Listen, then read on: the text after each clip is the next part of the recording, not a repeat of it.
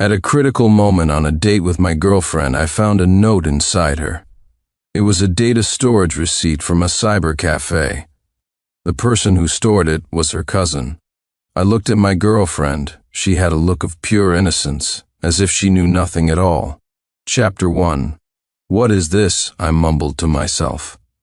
Victoria was facing away from me, lying on the bed. Hurry up and come here. Don't look at that, it's so embarrassing.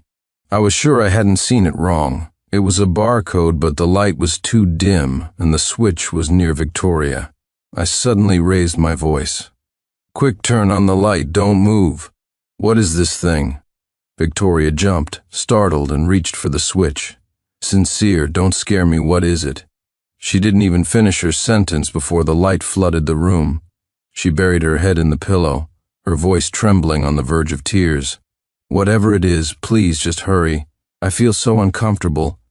It looks like a slip of paper or something. I'm taking it out now. Don't move. God only knew how close I was to a complete breakdown. My mind felt like an elephant had just stormed into it, rampaging wildly and leaving me dizzy.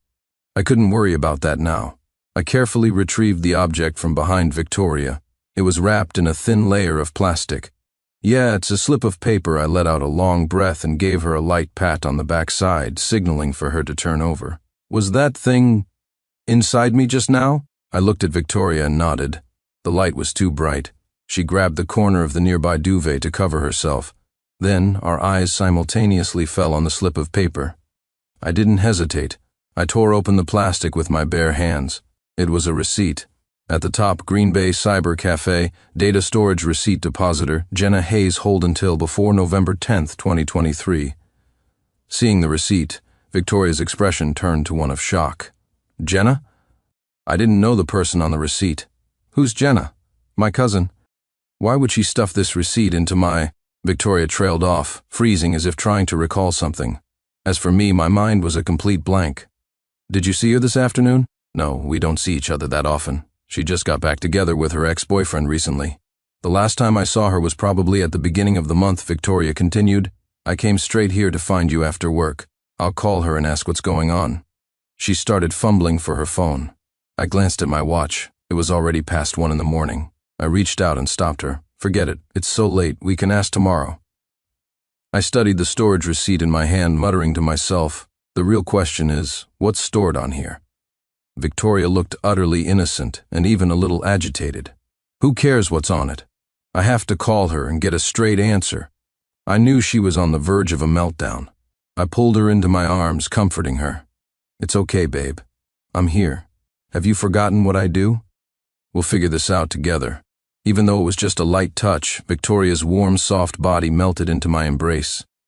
But at that moment, I had no desire to feel the heat of her body or the smoothness of her skin. The questions in my mind were bubbling up like foam, one after another. I couldn't enjoy the present until I solved them. Finally, unable to bear the voice in my head any longer, I pushed Victoria away gently and said, let's go. To this cyber cafe. We're almost at the deadline anyway. I glanced at my watch. November 9th, 2023, 1:20 a.m. Go now? Right now. Let's go have a look. All right. Victoria seemed reluctant, but I couldn't be bothered with that.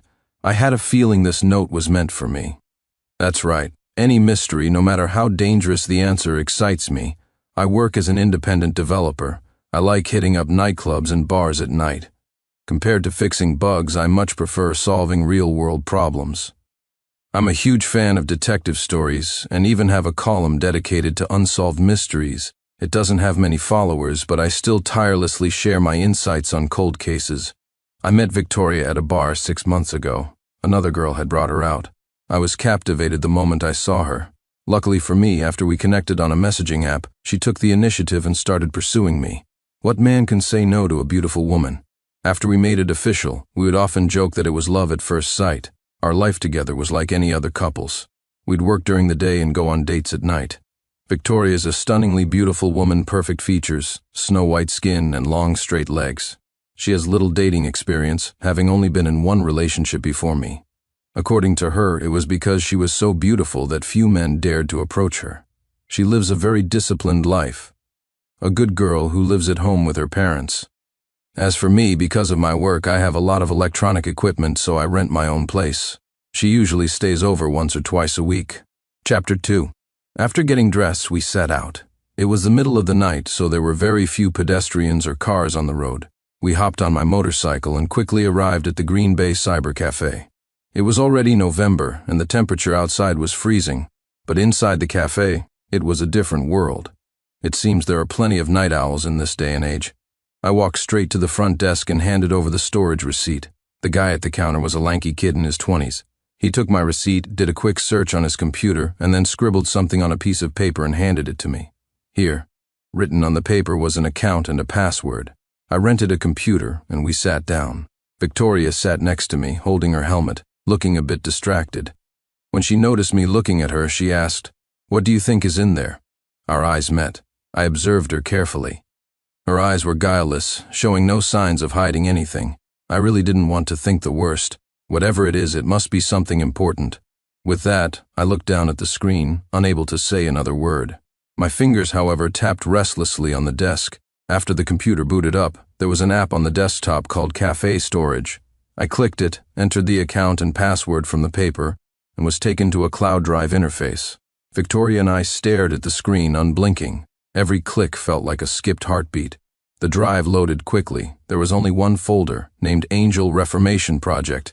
I clicked on it. Inside, aside from a text file named readma.txt, were all encrypted video files with garbled names. I opened the only unencrypted file, the text file. bug.tslkdjkjmnvi kjdfksdfaz cethip.org. There were only 2 lines in the file. I recognized it immediately. The bottom line was a dark web email address. The top one, maybe an ID? As I was thinking, Victoria seemed to remember something. Rummaging through her bag, she said, "It's him." I could see the shock on her face. She pulled out her phone and showed me a photo. In the picture was a graceful girl with long, gentle hair holding onto someone's arm. The man's face wasn't in the shot. The background looked like a bar, and on the wall behind them hung a Spanish flag. The man was using his other hand to lift his t-shirt, as if showing off a trophy. Written on it in a stylized font was Bug T. That's her boyfriend. Victoria pointed at the photo, her voice rising uncontrollably. This guy is Jenna's boyfriend. The situation was starting to seem more logical, but in reality, it was becoming even more bizarre. It made sense for Jenna's data to contain her boyfriend's name, but for that storage receipt to end up inside my girlfriend's body. "Have you ever met this guy?" I asked. "No. My cousin said he's a social engineering hacker and can't show his face easily." "What does your cousin do?" "She's a product manager, I think. Something like that. She works at an internet company." I thought for a moment, then said, "Forget it. Let's copy this stuff and take it back. I'll try to decrypt these videos over the next couple of days." Although I hadn't been with Victoria for long, I had never once suspected her of anything. Maybe it was intuition, and that included this time. But a competent social engineering hacker could assume any identity. Getting close to anyone would be child's play for him. I didn't know what was in those videos. I just hoped the answer wasn't what I was thinking. After copying the data from the cafe, Victoria and I returned to my apartment. So many incredible things had happened, and the late night trip had left us exhausted. It was past 3 in the morning when we finally lay down in bed. She had worked the next day and fell asleep almost instantly. November 10th, 2023, the next time I was fully awake, it was 10 a.m. I'd forgotten to close the curtains last night, and the glaring sunlight was shining right on my face. I opened my eyes and checked my phone. Victoria had sent several messages. My cousin's not answering her phone. I asked my aunt, and she said Jenna hasn't been home for a week. "Have you watched those videos yet? Do you think that man might have hurt her? Call me when you get up." I had just woken up, and the events of last night were still swirling in my mind. After reading the messages, I put down my phone, closed my eyes, and tried to clear my head. But I couldn't. I picked up my phone and called Victoria. "Hello?" As soon as the call connected, Victoria rushed to speak. "You're up. Listen, should we call the police? My cousin is missing. Chapter 3. Hearing the panic in her voice, I had to calm her down first. "Don't panic. Let me figure out what's on these videos first, and then we'll decide." "Well, hurry up, I'm freaking out. How did I get dragged into this?" "You keep trying to contact your cousin. Leave this side of things to me." I hung up the phone. "Although I didn't know this, Jenna, When I saw her photo last night, I had a strange feeling. I was sure I had seen her somewhere before. Also, these videos had to be related to me. It was obvious someone had done this intentionally. The thought made it impossible for me to sit still. I climbed out of bed and plugged the USB drive into my computer. To be safe from any viruses, I opened a virtual machine, imported all the files, and prepared the decryption software to start cracking them. After some analysis, I found that all the files were encrypted using the SHA-256 algorithm. I was crestfallen. In the face of this level of encryption, traditional cracking methods were completely useless, even with the high-spec workstation I had at home. Trying to brute force these files was a pipe dream. It would probably take a military-grade supercomputer or a quantum computer. I cursed my own incompetence. Without a key, these files were impossible to open. A key was like a password for encrypted files. Input it, and you could view them directly. Suddenly, I remembered what Victoria had said yesterday. I quickly opened the readme.txt file. Looking at the bug.tid and the dark web email address, I understood. I opened another virtual machine and connected to the dark web using the Tor network. Here, everyone is anonymous. The regular internet is no longer a lawless place, but here, it's still the Wild West. On the dark web, whoever has the best skills is king. I used a special browser to compose an email to the address, attaching one of the encrypted videos. Subject: please decrypt this file. Soon after sending the email, I received an automated reply from the recipient's mail system. Please pay 1.5 C-coins. C-coin is a cryptocurrency, completely anonymous. This meant if I got scammed, there would be no way to get my money back. 1.5 C-coins was equivalent to about 350. For decrypting an SHA-256 file, the price was very reasonable. Following the instructions in the email, I quickly transferred the 1.5 C-coins. Now, all I could do was wait. At dusk that day, a man in a black jacket sat at a bar. Another man approached and skillfully took the seat next to him. Big X, do we really have to take him out? The man in the black jacket picked up his glass, answering without looking up. He crossed the line. It can't be helped. He brought this on himself. He drained the glass and continued. The plan has already begun. I've already delivered the package in a way he couldn't refuse. After he finished speaking, the other man vanished, and behind him, on the wall, was that same Spanish flag. I woke up in a daze. The sky was completely dark. I pushed myself up from the bed, my head a bit fuzzy. I checked the time, 10:30 p.m. My phone was ringing incessantly. Victoria's picture was on the screen. I answered. Hello, Victoria said quickly. Don't tell me you're still sleeping. What's the status on that stuff? I'm coming to see you the day after tomorrow, her words reminded me. I quickly replied. The videos I'll tell you once I figure it out. Wait for my message. I hung up, opened my computer, and checked my email. An unread message was sitting in my inbox. My hands trembled as I opened it. It was a blank email, but it had a video attached. The file was named thecorrectiondevice.mp4. I downloaded the video and double-clicked to open it. I swear, it was the most depraved thing I'd ever seen in my life, and I doubt anything will ever top it. Chapter 4. On the screen, a young woman appeared, wearing only a white cotton top. She was blindfolded and seated in a specially designed chair. Her hands were fastened to the armrests in front of her, and straps bound her thighs to the seat. Her calves could swing freely, and she was barefoot. Looking closer, I could see her neck was fixed to the back of the chair, forcing her to sit up straight. Connected to the neck restraint was a lever handle. The video was silent. After 2 minutes, a man wearing a mask entered the frame. He stood behind the chair and began to turn the lever. After just a few turns, the woman on the screen began to struggle. Even without sound, a sense of desperate suffocation radiated from the screen, making me sick to my stomach. Before the man had even completed 2 full rotations, the woman had lost control of her bladder. A pale yellow liquid streamed down from the seat onto her thighs, her calves, her feet, and the floor. Her legs began to kick wildly. Just as the woman was about to give up the struggle, the man stopped turning the lever. He walked around to the front and checked her vital signs. Then, he removed her blindfold. It's Jenna. The name escaped my lips involuntarily. The woman in the video wasn't dead. She was desperately begging the man to let her go. He ignored her pleas and calmly turned off the camera. I slammed the video shut, filled with terror and rage. It took a full 5 minutes for me to collect myself. In those 5 minutes, 1,000 questions raced through my mind. I didn't know how to tell Victoria about this. I didn't know what I could do, what I should do. I didn't know if Jenna was dead or alive. The chime of a new message on my phone snapped me back to reality. It was Victoria. I answered the call. "Have you seen the video?" I thought it over, then replied, "Not yet. The encryption is tricky. Give me a few more days." We exchanged a few pleasantries before I hung up. When I opened the video again, I focused my attention on the surroundings. The background was a warehouse, but the camera angle never moved, so the video offered limited information. Then it hit me. Bug.T had already seen this footage. He was Jenna's boyfriend. For him to send it to me so calmly, he must know something. I opened the photo Victoria had sent me yesterday and stared at it for a while. I sent a message to Victoria. "That photo of your cousin you showed me yesterday, do you know where it was taken?" 3 minutes later she replied, "I think it's a place called Blue Night." She used to go there a lot. Blue Night had to be a key piece of the puzzle. It was 11:30 p.m. on November 10th. I decided to go to Blue Night to investigate. Maybe I could find some clues about Jenna or Bug.T. I got dressed, found the bar called Blue Night on my phone's map, and followed the navigation. I was there in no time. Blue Night was a small European-style bar with ornate architecture and a distinctive treehouse-shaped entrance. I walked into the main room.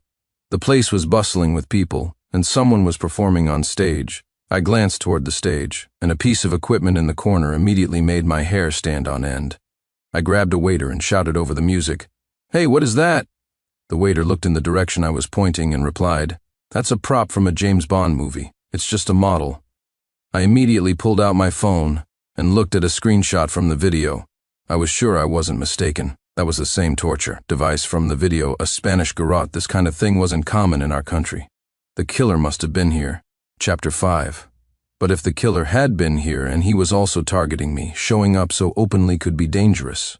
I put on a mask and went to the bar. The owner, who was standing behind the counter, saw me and gestured as if to ask what I wanted. I scanned the room. No one suspicious seemed to be around. I took off my mask and was about to speak to the bartender, but he seemed to already know something. He immediately bent down to grab something from under the counter. He slid an envelope into my hand, and at the same time, another server placed a shot of brandy on the bar. I opened the envelope. Inside was a small card. It read, "Nice to meet you. My name is Xavier. I'm glad you found this place. Let's get straight to the point. I'm the one who left the note. I know you're angry, but I can't tell you more right now. Trust me, you couldn't handle it yet. You still need Bug.T, only he can decrypt those videos. I've left you a gift, a video. I've written the file path on the back of this card. Time is short. If you want to save Jenna, do as I say. I didn't have time to be angry. Who was this Xavier guy? How did he get that note inside Victoria? And he had managed to hack my computer without a trace. What the hell had I gotten myself into? I raced back home, opened my computer, and followed the instructions on the back of the card. I found the video easily. It was a video Jenna had recorded herself. "Ethan, I've thought about this for a long time, and I still can't accept it. I can't believe you're really with my cousin. I saw you two going to— Well, never mind. You always told me you were busy at night. I guess I was just being naive. But I've come to terms with it now. Let's break up. Goodbye." Because it was shot on a phone, the bottom right corner clearly displayed the date, October 5th, 2023. The video was only a minute long, but the sheer volume of information left my mind a blank slate. I had never imagined that, in the end, I was the clown all along. Victoria was messing around with that guy, Ethan. No wonder the photo she showed me was cropped. She was probably afraid I'd see what Buck looked like. And on the other side, Xavier had, without my knowledge, secretly slipped that note inside her. What's more, this Xavier must be connected to Jenna's kidnapping.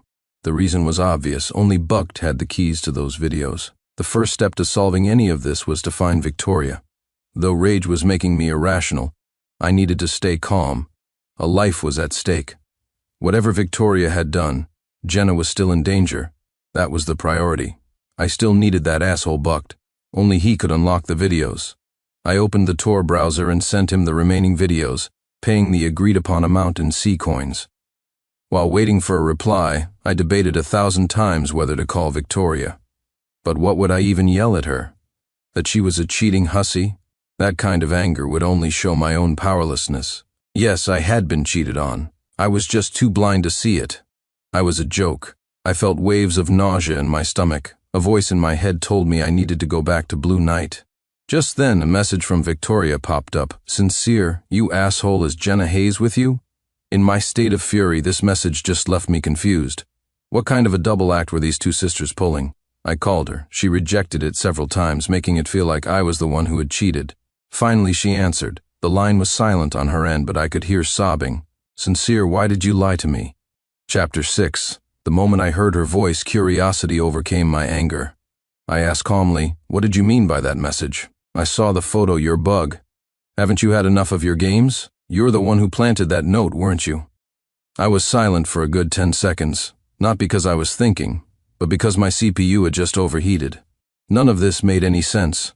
What are you talking about? What photo? I needed answers, and Victoria was the key. I needed her right now.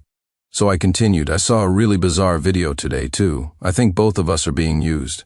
Come over tomorrow evening, bring that photo you mentioned, and I'll show you a video. Also, your cousin Jenna has been kidnapped. Whatever you do, don't call the police. Come over tomorrow, and we'll find the answers together. After calming Victoria down, I realized it was almost dawn. So much had happened in the last 2 days. I finally fell into a deep, heavy sleep. I woke up the next day and looked out the window. The sky was already getting dark. I'd slept for an entire day. I checked the time, 6:37 p.m. Victoria should be arriving soon. Sure enough, just as I finished tidying myself up, there was a knock at the door. I opened it, and Victoria stormed in and sat on the sofa. Before I could say a word, she pulled her phone out of her bag, opened a photo, and shoved it in my face. Explain this, I took the phone. It was a photo of Jenna with another person, taken at what looked like a company dinner. Everyone else at the table was in business attire. The two of them had their arms around each other, looking very much like a couple. As for the man next to her, although it was only his profile, there was no mistaking it. It was me. I examined every detail of the photo. I asked, "Where did you get this?" With my cousin missing, I went to her place yesterday and borrowed her tablet, hoping to find some clues. I found this photo on it. As she spoke, Victoria started to cry. Too many strange things had happened recently. I turned and went to my room to get something. Wait here, I want to show you a video. I brought out my tablet and played the 1-minute clip for Victoria. After she watched Jenna's breakup video, she said, "What is she talking about?" I don't even know him. I took the tablet back. Right. There's also a video of your cousin being kidnapped. You shouldn't watch it, but I think she's still alive. What is going on? Victoria's anger from when she first walked in had now turned to confusion. We're being targeted. My computer was hacked. These people came prepared. Seeing Victoria's helpless expression, I explained further. You watch videos, right? You know about AI face swapping? I know what that is. I pointed to her phone screen. Victoria looked down and studied the photo again. Using AI to swap faces in a video is easy to spot, but for a photo? It's so common, you'd never be able to tell. I took Victoria's hand and continued, "Stay home and be safe for now. This situation is too dangerous. You just need to trust me. These people are after me." It started with that note. I don't want you to be in danger. This was a lot for anyone to handle, but now that we were in this deep, the only way out was forward. I didn't ask Victoria to stay the night. For her own safety, I sent her home, because I needed to investigate that bar, Blue Night, one more time. I returned to the Blue Night bar. It was just a little past 9, so it wasn't crowded. The house singer was still on stage, singing a slow ballad. I took a seat at the bar. The owner saw me but didn't ask anything. After a couple of minutes, he pushed a glass of whiskey in front of me and went back to wiping down the counter. It was just like last time. I didn't say a word. Last time he had proactively given me the card, this time a glass of whiskey. After a moment of internal struggle, my intense curiosity won out. I decided to drink the whiskey in front of me. It was a strong spirit. As soon as it went down, the intense alcohol rushed straight to my brain, followed by a wave of dizziness. At the same time, a man sat down in the seat to my left. Chapter 7. When I turned to look, he was looking right at me. He extended a hand very politely for a handshake. "Hello, my name is Xavier." At the same time, he turned to the bartender and gave a nod. "Thank you."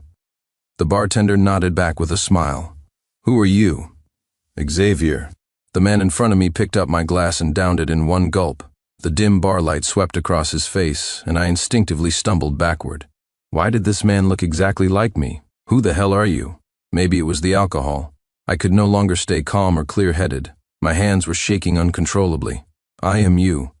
The man took a step forward, letting me get an even clearer look at my own face. Just then, he suddenly pulled a dagger from his pocket and plunged it deep into my left chest. I instinctively tried to block it, but it was too late. Only the wooden hilt of the dagger remained outside my chest. The entire blade was embedded in my heart. I didn't have time to feel the pain. I clutched my chest. Is this where it ends for me? 5 seconds, 10, 30, a minute, 2 minutes. Time ticked by as I lay slumped over the bar. 5 minutes passed. I was still conscious. The hilt of the dagger was still there. I reached for the wound. The blood had already clotted. It was only then that I realized I had felt no pain at all. I lifted my head. It was a hallucination. The bartender was wiping the counter. You were only out for 5 minutes. The last guy was on the floor for almost 20. The man next to me looked at me. Can we talk now? I sat up straight. The whiskey glass in front of me had been refilled. What is going on?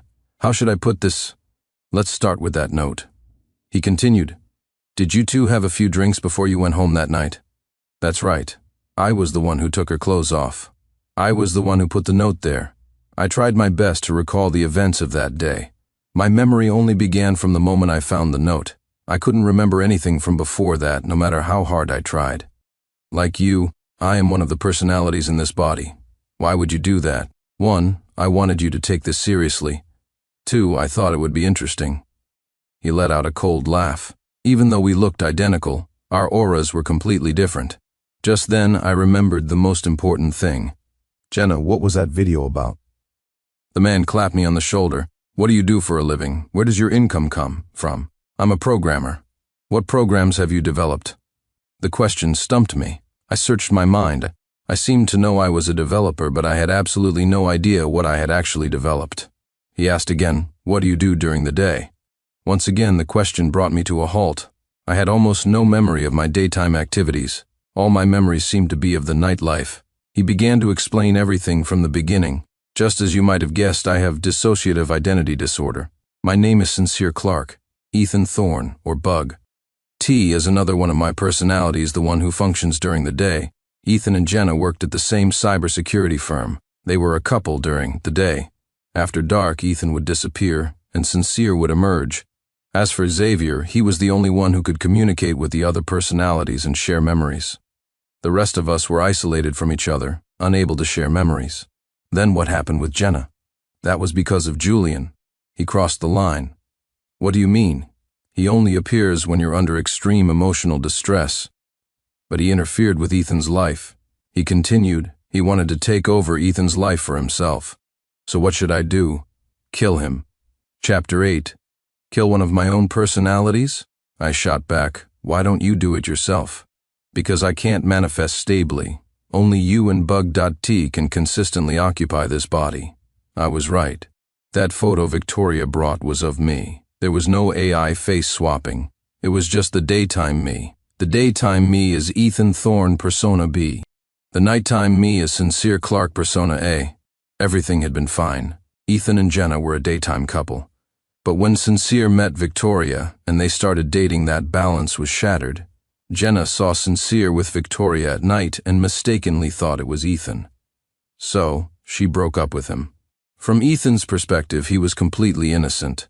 Under the intense emotional strain, Julian Persona C split off and emerged.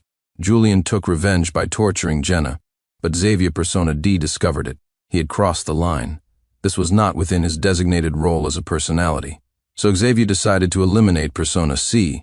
But because the Xavier personality couldn't reliably take control of the body, he needed my help, Sincere's help, as well as Ethan Thorne's.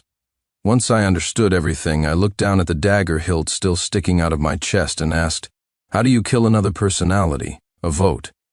Xavier explained, we can make a personality disappear through a vote. I can act as the medium since I have access to all of your memories. What do you need me to do? I can't contact the daytime Buck to go back and send him an email telling him everything. With that, Xavier vanished. The effects of the alcohol wore off, and when I looked at my chest, the dagger hilt was gone. I went home and opened my email. I saw the decrypted video sent over by Buck through the lens. Even though the person was wearing a mask, I could tell for certain. The abuser was me. I decided I had to save Jenna first before thinking about eliminating any personalities. Since we shared a body, I got an air tag and placed it in the trunk of my motorcycle. I also turned on the location history tracking. That way I could find the warehouse's location. Finally, I summoned the courage to dial 911. 911, what's your emergency? I want to report a kidnapping. The operator on the other end replied, Sir, please be clear. Did you witness a kidnapping? I'm the one who kidnapped someone. I live at XXXX Street, number XX. I hung up. Within minutes, 2 police cars were at my door. I told them everything. With the help of the tracker and undercover officers, they found the warehouse where Jenna was being held. The very next day, the judge ruled that I had schizophrenia and needed to undergo psychological treatment before sentencing. That's why I'm sitting here today. Under the spotlight, we voted one by one. Although we couldn't see each other, we all cast our vote for the personality we wanted gone. In the end, only one personality remained. Right now, I'm sitting in front of several forensic doctors appointed by the court. They're here to evaluate my condition. I said, that's the whole story. I've told you everything. One of them asked, so who are you now? Sincere Clark. And the others? They were all eliminated in a vote organized by Xavier. Including Julian? Yes. After a series of discussions, my 2 years of mandatory psychological treatment will be coming to an end. For the kidnapping and intentional injury charges, I will serve another year in prison. With the help of my psychiatrist, I now have a single unified personality, Sincere Clark. A couple of prison guards patted my shoulder, telling me to head back to my cell. I could barely contain the joy welling up inside me. Xavier, trying to get rid of me?